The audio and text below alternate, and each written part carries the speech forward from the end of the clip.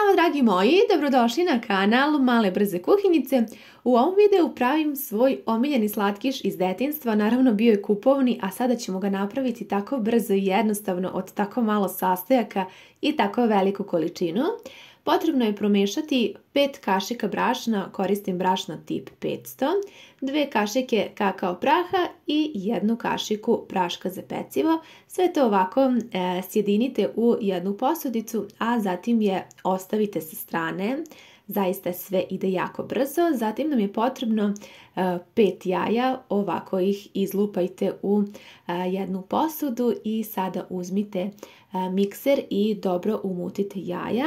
Na polovini dodajte neprekidno muteći 5 punih kašika šećera i nastavite da miksate, zatim dodajte 1 kesicu vanilinog šećera i sada je potrebno ovako penasto i dobro umutiti jaja, pa potrebno je jedno 2-3 minuta sigurno ovako dok smesa ne posvetli.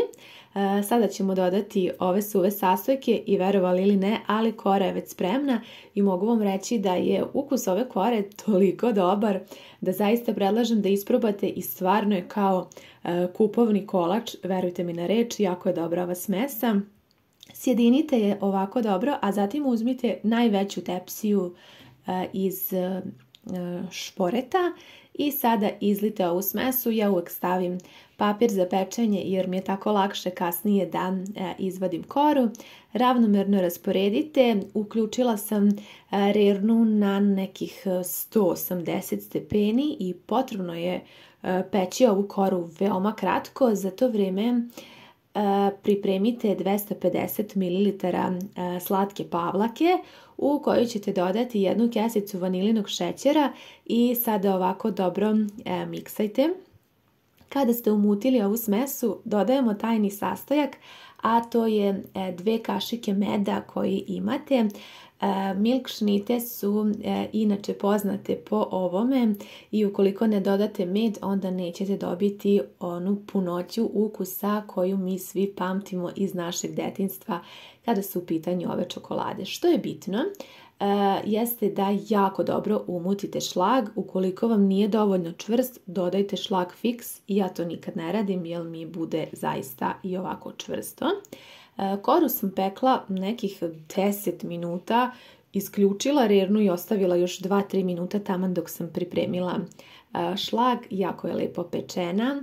Naravno vi pratite, možda će vam trebati 15 minuta i sada ćemo podeliti koru na 2 jednaka dela. Zatim pripremam jednu tacnu i sada ćemo na prvu koru da premažem ovu smesu. Zaista je toliko jednostavno i neće vam trebati više od nekih 20-25 minuta maksimalno da pripremite ovu sjajnu poslasticu, kolač. Kako možete ovako ravnomerno rasporedite dobro i zatim stavite drugi deo kore. Mislim da ovaj recept zaista ne može brže i ono što je važno jeste da se sada ovaj kolač jako dobro ohladi. Ja ga stavljam u frižider, obično tokom cijele noći. Naravno možete i nekoliko sati, ali bitno je da se jako dobro zahladi, tako da bi bilo najbolje da pravite recimo uveče pa da onda imate za sutra dan.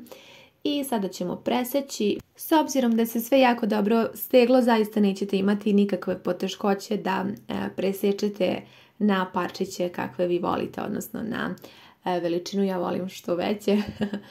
I zaista ukus je neverovatan, potpuno isti kao kada kupujete one milk šnite. Eto, isprobajte zaista i ta kora ima taj miris i ukus kao kupovne milk šnite, a također i ova krema unutra, tako da vam zaista od srca preporučujem da isprobate. Iako imate malu decu, mislim da će biti oduševljena, a naravno i mi stariji. Zaista je sve toliko mekano i ukusno, a što je najvažnije i veoma jednostavna priprema, tako da vam od srca preporučujem da ovaj recept isprobate.